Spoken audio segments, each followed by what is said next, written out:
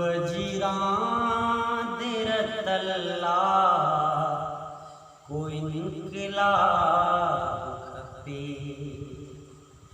लहू वजीरां दिर तल्ला कोई निकला खपे।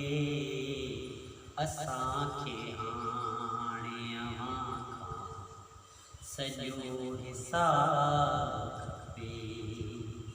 असांखे हाणे अव्हां खां सॼो हिसाब खपे। सदा जा काल हुई सा अञा बि जागे थी। मुई मिटी बि कान आहे फिज़ा बि जागे थी। असांजे जीअ जो जौलान तूं पढ़ी ॾिसजां। सिकंदरनि खां अॻियां शान तूं पढ़ी ॾिसजां। निशान पेर जा सिंधुअ कंधीअ रहिया आहिनि। पराई भेल में पेरा नके खयां आहिनि। असांजे लाइ हो साॻी मुक़दस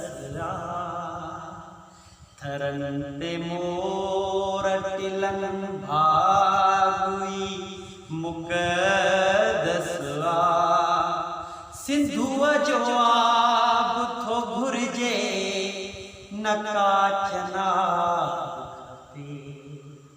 सिंधुअ जो आब थो घुरिजे न काच नाब खपे। असांखे हाणे अव्हां खां सॼो हिसाब खपे।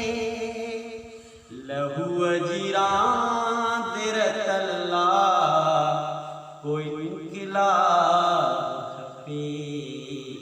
असांखे हाणे अव्हां खां सॼो हिसाब खपे।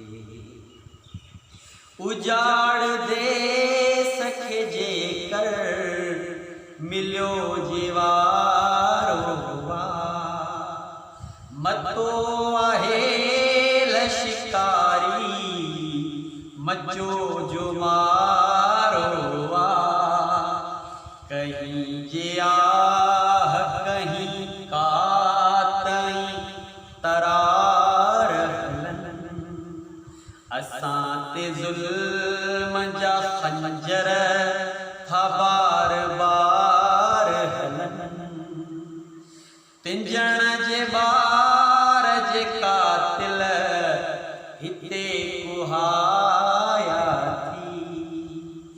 दुखाए आग ते झूपा हिते जलाया थई। अव्हां जे कूड़ असांजो अझोर लायो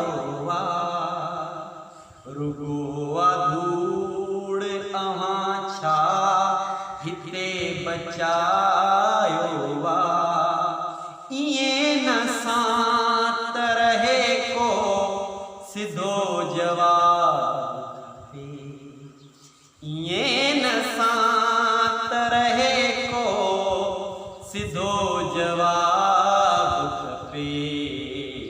असांखे हाणे अव्हां खां सॼो हिसाब खपे। लहू वजीरां दिर तल्ला कोई इनक़लाब खपे। असांखे हाणे अव्हां खां सॼो हिसाब खपे। असांखे हाणे अव्हां खां सॼो हिसाब खपे। नंगर जे पार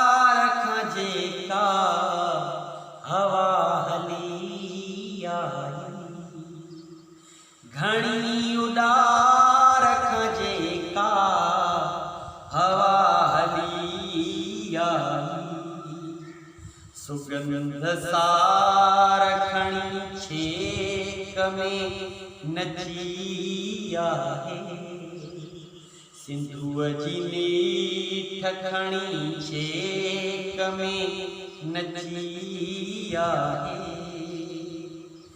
बिनिय जी तांघ में शायर लिखा जे गीत होया दया जिलरते साजन रचा संगीत होया हसीन ख्वाब जो मंजर जे सिंधु थी हुई जकाल सा सलमान जिंदु थी मोहन जी मुरकथी घुरजे सो आफताब खपे मोहन जी मुरकथी घुरजे सो आफताब खपे असांखे हाणे अव्हां खां सॼो हिसाब खपे लहूअ जी रांदि रतल्ला कोई इनकलाब